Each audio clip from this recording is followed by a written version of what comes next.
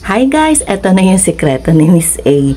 Ako nga ay nagpaumpisa na magpagawa ng maliit na bahay. Ito yung madalas na nakikita nyo, tiny house, di ba? Syempre mag-isa lang naman ako, kaya hindi ko kailangan ng malaking bahay. Ngayon, kapag nandito na kami, di magkakasama na kami ng aking mga alaga.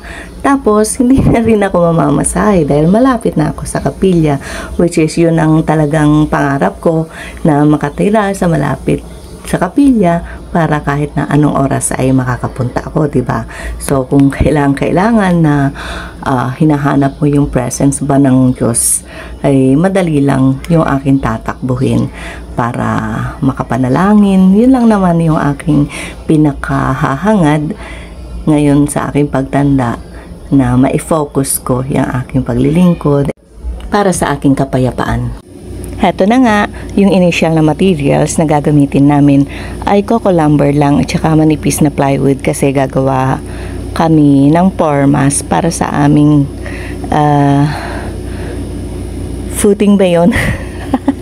Kanina ko pa iniisip yun column footing, yung bang pagpapatungan ng aking bahay kasi magkakaroon tayo ng backfill kasi mas mababa yung lote ng Amira kaysa doon sa highway. So itataas namin yung aking bahay para safe tayo sa pagbaha, di ba?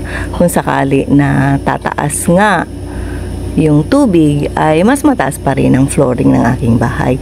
Yan na nga, kasabay ng aking pagsisimula ng pagtatayo dyan, ay marami pa rin mga clients na tumitingin ng bakanting lote dyan. Kaya na-focus ko yung aking camera dyan, no?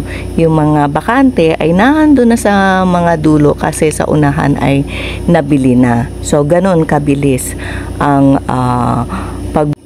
ang bentahan ng lote dyan. Kasi nga, pagka nagbayad ka ng 30%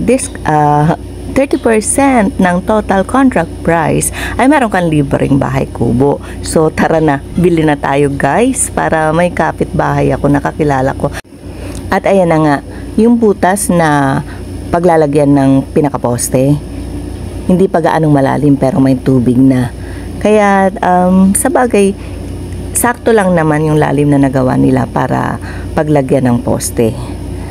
So, andyan, makikita nyo, sa unang araw pa lang, nakailang butas sila na nagawa. At itong aking mga alaga ay nandyan, no? Natatakot sila sa mga ingay ba ng ginagamit na tools nitong aking karpentero. Ayan, kaya nakita nyo lately yung mga post ko na si Mocha ay parang magkakasakit ba, lalo na nung may grinder na. Thank you for watching. Follow for more.